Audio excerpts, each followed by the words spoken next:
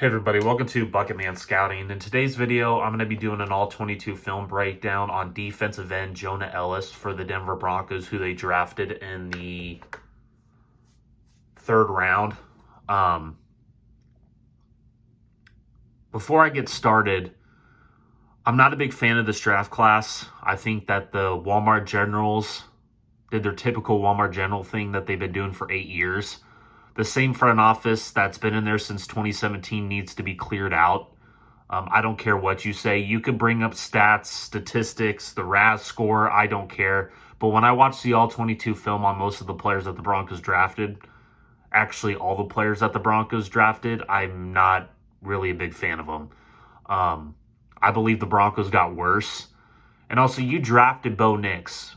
Wouldn't it be a logical way to rebuild a team when you surround Bo Nix with playmakers and an offensive line? And everybody's saying, well, they're the 10th ranked offensive line according to statistic and stats. If you watch the all-22 film, they have 2 tackles that get away with holding, and their interior offensive line, which could have been a strength. You still have Throckmorton, who that's the only free agent signing I'm a fan of. You could move him to center. But you had a chance to get Jackson Powers-Johnson twice, and you decided to pass him up, and the Raiders took that opportunity because they care about their offensive lines now. They're getting away from that, John Elway, Al Davis mindset when it's about receivers, corners, edges, running backs, all the above. So Jonah Ellis is coming from a program which I respect in the Utah Utes. I love how Utah plays. They run a 4-3 defense with cover 1, cover 4, cover 6 concepts, okay? And Utah, you're going to see in this film breakdown, I'm not a big fan of Caleb Williams. Caleb Williams is going to be holding on to the ball way too long for my liking. Again, everybody says that quarterbacks win you championships. If you look at the offensive lines for past Super Bowl teams, just look how Patrick Mahomes played against Tampa Bay. And then look what Kansas City did after that. They rebuilt their offensive line. And this is against USC, one of the worst offensive lines in the country, and this is in the Pac-12. So the defenses aren't that great. I would say Utah's the best defense in the Pac-12, in my personal opinion. So let's get into this film breakdown, shall we? So in my personal opinion, Jonah Ellis is just another souped-up version of Nick Burrito, who we already have on the roster. And Utah uses Jonah Ellis just like Oklahoma used Nick Burrito.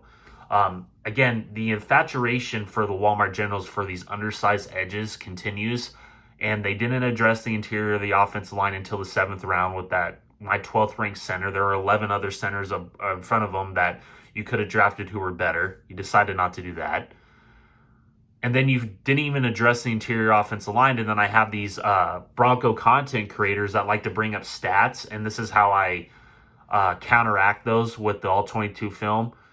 Can somebody provide me the all-22 film of John Franklin Myers in a 3-4 defense being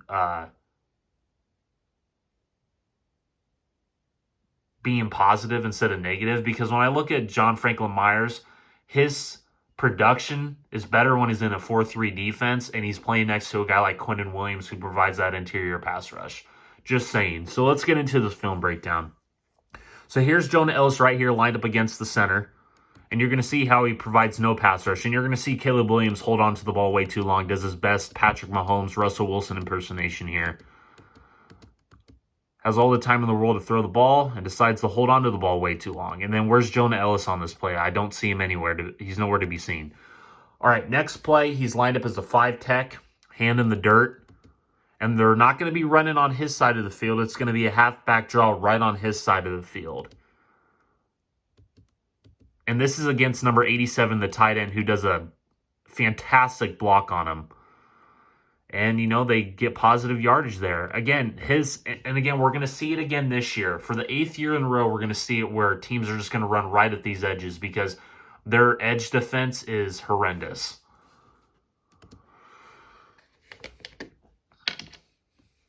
Okay, next play, here he is at the top of your screen. And this is against USC's offensive line that is really, really bad. There he is. Where's the pass rush? Where is he? Where's the pass rush?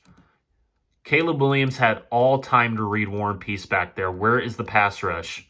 Where is it? Next play, he's lined up right there.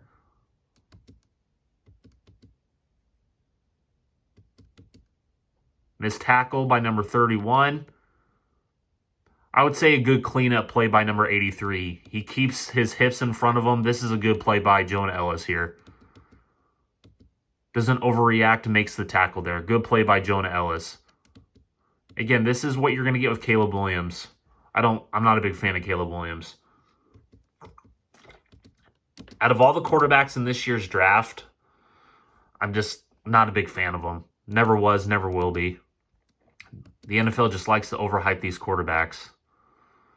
Okay, here he is right here. Again, where is he? Where is he? Nowhere to be seen. He has a clean pocket, just dumps it off to the running back there. And again, you want consistency from your defensive line. And you see Utah, when there's, again, this is just an indictment of this is why you need to have interior pass rush. This is an indictment on why myself, Shots Liver, Denver Broncos, Mile High View, and Bubble Man, we put an importance on the interior defensive line and why we value interior pass rush. Because if you don't have an interior pass rush, the quarterback can just step up into the pocket. Even when the edges pinch, he can just step up into the pocket and just dump it off. And that's what he does here. Just sets, boom. No pass rush to speak of. Here he is right here at the top of your screen.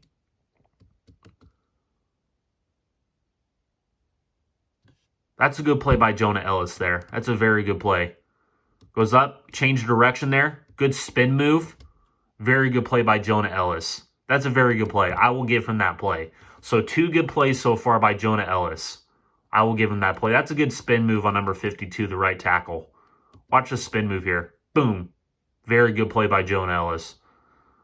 All right, next play.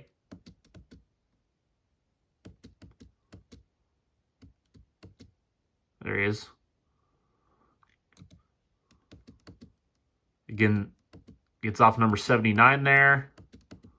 That's a good play by Caleb Williams, recognizing that. Again, you guys have to understand they baited Jonah Ellis here. They baited him. And the reason why they baited him is because you're going to see right here. Number 79, he's going to go out to the screen. Again, Jonah Ellis, his play recognition isn't very good either. I don't really like his IQ when it comes to stuff like this. So I could see teams across the NFL do a lot of screen passes on his side of the field when he's on because he's just going to overcommit and the quarterback can just dump it off there. Boom. You can just dump it off. All right, next play right here. Lined up against the left tackle. And that left tackle's so bad. I would say that's a win by him. I would say that's a winning rep by 83, Jonah Ellis. Again, number 79 does his best Garrett Bowles impersonation here. Next play, he's lined up right here at the top of your screen against the left tackle yet again. Oh, yeah, that's a holding call. That's a holding call. Another missed holding call. But also, this is an indictment here. Look. This is what I mean. This is why I would have wanted an interior pass rusher instead of an edge rusher at that pick. Because if you have good blocking at your tackle positions, all Caleb Williams had to do was dump it off to 87, dump it off at 6, or step up into the pocket and throw it in the middle of the field. Again, this is more of an indictment on interior pass rushers. Why we want interior pass rushers rather than edges. Because we've seen this for 8 years.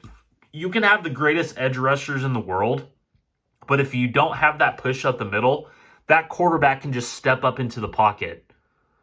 But again, that's holding on number 79. That is clear holding on number 79. That is Garrett Bowles-esque. And again, you do realize Garrett Bowles and Mike McGlinchey get away with this, don't you? So don't give me that this offensive line is the 10th ranked offensive line in the league. And also, you guys are okay with the 10th ranked offensive line in the league. I want top 5, top 3 offensive lines. That's what I want. I don't want the just happy to be their 10th ranked offensive line. And this offensive line is not the 10th ranked offensive line in the league.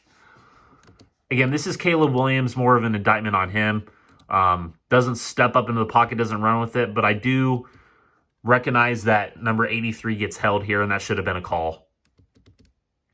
All right, next play lined up against the left tackle yet again. Look at he has all that time to throw the football. There is no pass rush, none to speak of. None to speak of. There's number 83. Again, he makes what, 2 to 3 good plays a game? Like, I want my players to be consistently good, not just 2 to 3. Yeah, you're going to get a good play by Nick Bonito when he's not blocked. You're probably going to get a good play by Jonah Ellis when he's not blocked. But where is the interior pass rush? None. He has all the time to read War and Peace out there. Okay, now he's lined up on this side against the right tackle, bottom of your screen. Another spin move. Look. Oh, that's holding on number 79. Another hold. Again, Garrett Bowles-esque here. That should have been a holding call. That's a holding call. Again, the refs are not calling it. And again, this is against one of the worst offensive lines in the Pac-12 in USC and in the country. And Jonah Ellis, again. Okay, he's lined up down here at the bottom of your screen.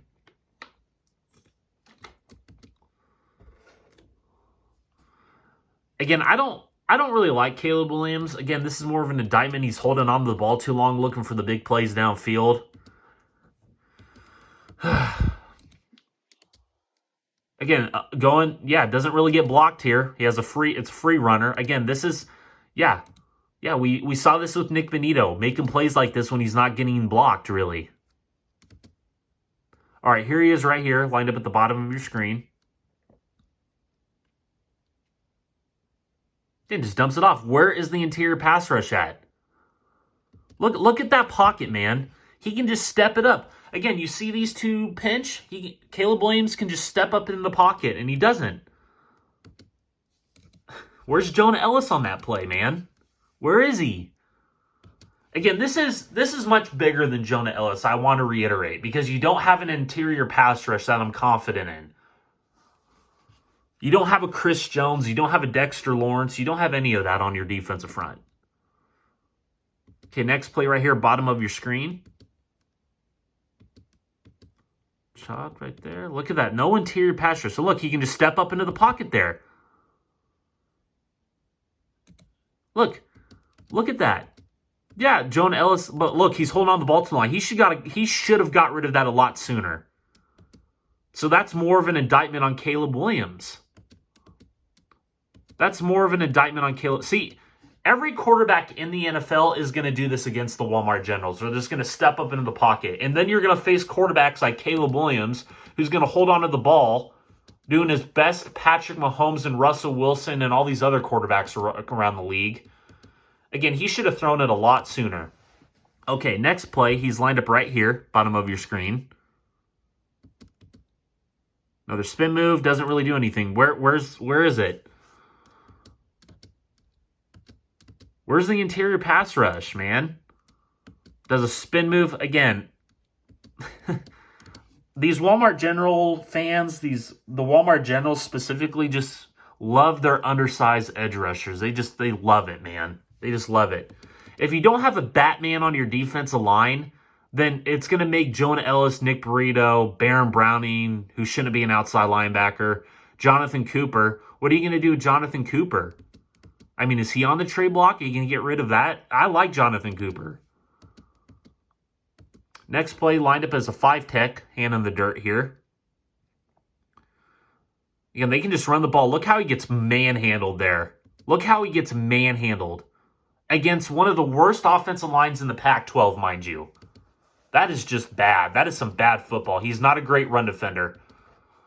Okay, here he is lined up again against the left tackle. Look, see, he could just step up in the pocket. There's no pass rush. There's no pass rush. Up the middle, look. Boom, right there. He should have dumped it off to the running back right here. Holds onto the ball too long. Oh, man. Caleb Williams.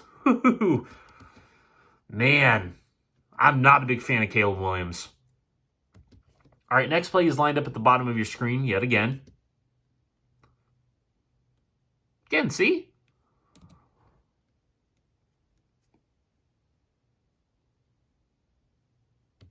Okay, next play lined up at the bottom of your screen. Oh, man, that should have been holding.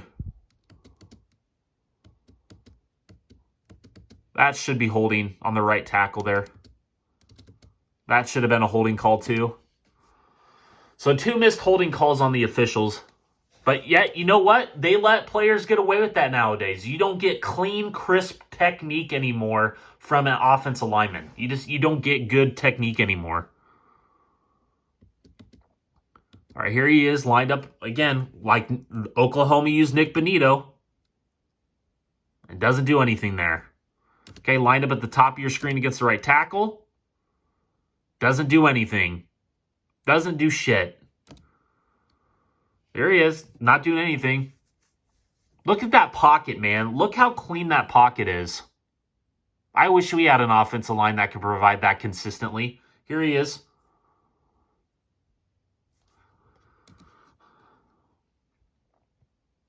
Oh, man.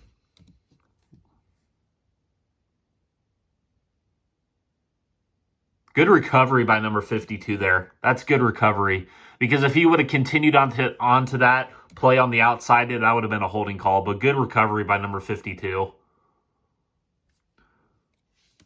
Okay, next play lined up as a 5 tech.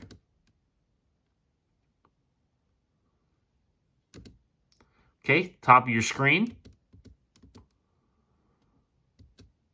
A little quick pass there. There he is right here. Holds onto the ball too long, and then he gets a sack. See, that, to me, holds onto the ball too long there, doesn't get rid of it, and he gets a sack. Ooh, that's a good juke move there by number 83. I like that. I like that play by number 83 there. Acts like he's going to go inside and then goes back outside. There you go. There you go. But again, Caleb Williams is holding on to the ball too long, in my opinion there. Doing his best Patrick Mahomes. But again, you see there's no interior pass rush. Look at that. There's no interior pass rush to speak of. None. So this is my film breakdown on Jonah Ellis. Again, it's just more of an indictment on the front office, not addressing the team around Bo Nix, not getting a center that is one of the best in the country and my top center in the draft in Jackson Powers Johnson. And it's also an indictment on this front office. They just love their undersized edges and they abandon the interior defensive line. So you can provide all the RAS scores, all the stats and statistics you want, but you cannot argue against the film. You just can't. So this is my film breakdown on Jonah Ellis. And yeah, I'm not a big fan of this pick. I never was. So Walmart Generals, just keep getting your edges because it's just, that's what you guys love. You love edges. Edges, edges, edges, corners, corners, corners, receivers, receivers, receivers, quarterback, quarterback, quarterback, quarterback, quarterback.